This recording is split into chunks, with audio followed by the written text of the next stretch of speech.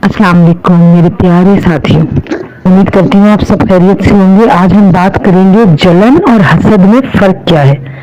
जलन और हसद में बहुत मामूली सा फ़र्क है, लेकिन दोनों ही इंतहाई ख़तरनाक हैं। मैं कोशिश करूँगी कि आपको बहुत आसान लफ्ज़ों में समझा सकूँ ताकि आप उससे महफूज रह सकें और अल्लाह हम सबको इस तरह की नज़र से महफूज रखे। देखिए, जलन क्या होता है? जैसे किसी के पास कोई नेमत है। नेमतें क्या हैं? नेक बीवी, अच्छा शौहर, पुरसुकून माहौल, अपना घर, अपनी गाड़ी, बेहतरीन रिस्क, फर्माबरदार बच्चे और पुरसुकून नींद, ये तमाम चीज़ें नेमतों में आती हैं। अब ये चीज़ें अगर आपके पास हैं और देखने वाले को ये चीज आप वो देख तो रहे हैं, उनको बहुत ज्यादा अच्छा नहीं लग रहा है, लेकिन वो आपका बुरा नहीं चाहते।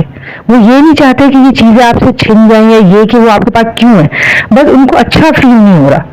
तो ये चीज जलन है। अब हम आते हैं हसद की तरफ। हसद इंतहाई खतरनाक है, इंतहाई। हजारों हदीसें आपको मिल जाएंगी जिसमें अल्लाह ताला ने और उसके रसूल सल्लल्लाहु अलैहि वसल्लम ने हमें हसद से बचने के लिए बहुत सारी हदीसें बताई गई हैं। तो हसद क्या होता है? ये तमाम नेमतें आपके पास हैं और देखने वाला ये चाहता है या चाहती है कि ये चीजें किसी तरह भी आपके पास से छिन जाए, वो आपको नुकसान हो और वो खुश हो।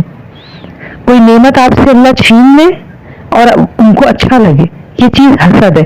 इसीलिए मेरे साथियों, अल्लाह ताला ने हमें सूरह फलक पढ़ने का हुक्म दिया।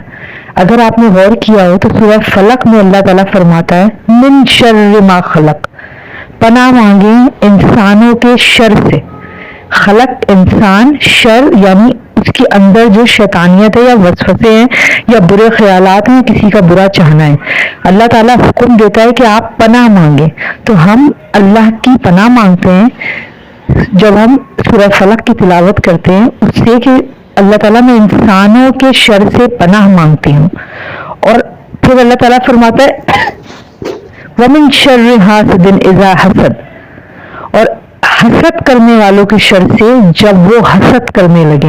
यानी आपने अल्लाह की पनाह मांग ली, आपने अल्लाह से मदद तलब की है कि अल्लाह तू रहीम है, रहमत करने वाला है, तू करीम है, करम करने वाला है। अल्लाह ताला मैं आपकी पनाह मांगती हूँ हर उस इंसान से, हर उस जिन्नात से